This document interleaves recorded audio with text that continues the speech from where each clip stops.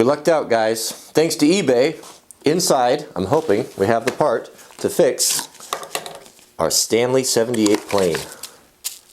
Ooh. As you probably remembered, because of my boneheadedness, I broke the spur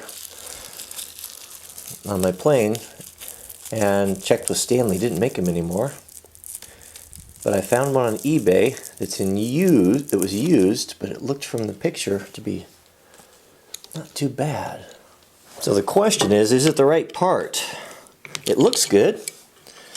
So what that piece does is when you're cutting across grain, right there, when you cut across grain, it hangs down there. Oh, it's perfect. It's the right one. It hangs down there and cuts. It goes this way though. How do you know? Oh, yeah, because it's got a little chamfer in there for the screw. It cuts. They even got the screw with it.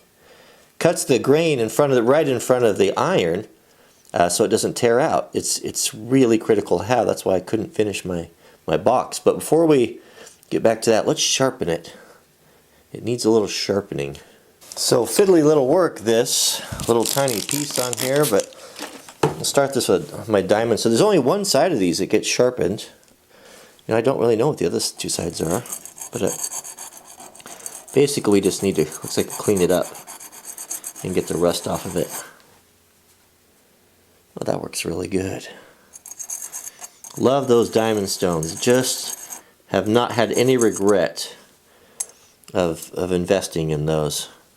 I've used them, you know what, I've used them almost every day since I've had them. From sharpening knives.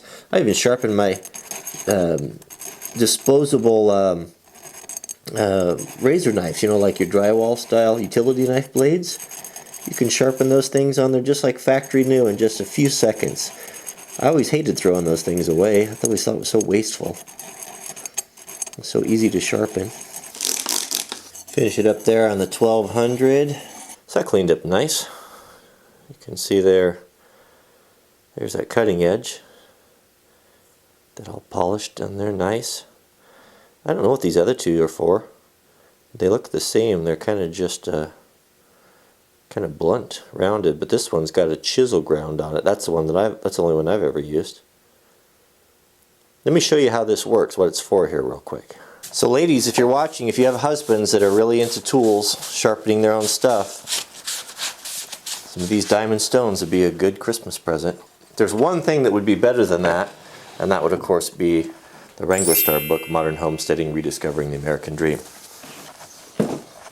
But the second best would be the diamond stones. So I think I've mentioned this before, but this really is one of my favorite tools. This Stanley number 78, this is an old one. This one was a very special gift to me from a subscriber.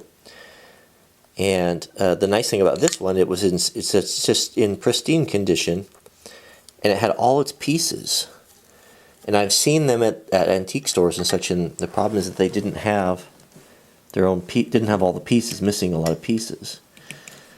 I'm glad to found this little spur. I was pretty sad when it's not a very super good screw there. Just be careful with it. Oh, that looks great. Isn't that beautiful? You know, they still make these today. These 78s, I don't think they can be compared quality-wise to the old ones, but this one is a beaut. Let me show you what this is for and kind of how it works. So let's say we have a piece of wood here and we want to cut a rabbet and the end grain. We're going to build a drawer or whatever. The rabbet plane has got this fence on it, right? So you set that fence to the depth, how wide you want your rabbet to be, and then there's a depth gauge right here that mounts in. And the depth gauge just simply will stop you when you reach your desired depth. So let's say, you know, we could just estimate it here. We'll say we want a rabbet to be 1/4 of an inch or so. We'll measure that down there. It's just like a fence, just like on a table saw, essentially the same thing. Tighten that up. And so now we've got our width and our depth set. And it's so delightful, that little spur that we put on there, see how that's hanging down right there? That pre-cuts in front of the blade and makes like a little knife wall, like we do when we're cutting, and that's only to be used in cross grains. How I broke it is I forgot to flip it. You see it had 3 sides there, so when you're going with the green, you flip it up out of the way. You don't need it. But this sits on here real nice, and your first pass is really important. You can hear that spur cutting.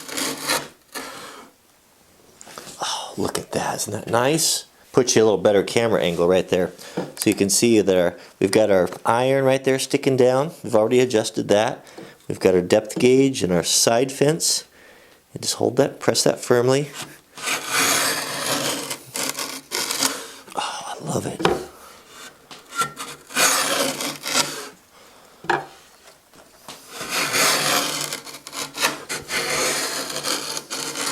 Oh, isn't it delightful? I mean, it's just the most delightful tool and so effective.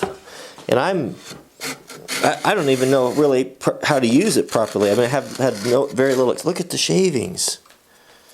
Look at that. Beautiful piece of straight grain fur. Man, it just doesn't get any better than that. And a sharp blade. Oh, it's the epitome of satisfying woodworking. Everything just working the way it's supposed to.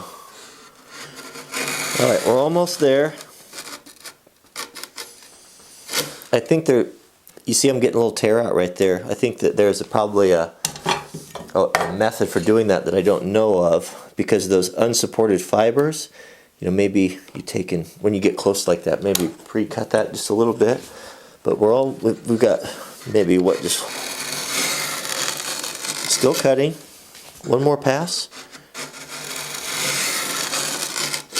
Still cutting. Delightful. What a beautiful tool. I know, I mean, I keep going on about it, but it really is something special. Alright, this is the last one here. Right there, all the way across, and look at the shavings, beautiful. And no more contact. Is that not just a beautiful little rabbit? How long did that take? I mean, how long does it take to set up your table saw and router and all that? You know, sometimes it's just an efficient little tool.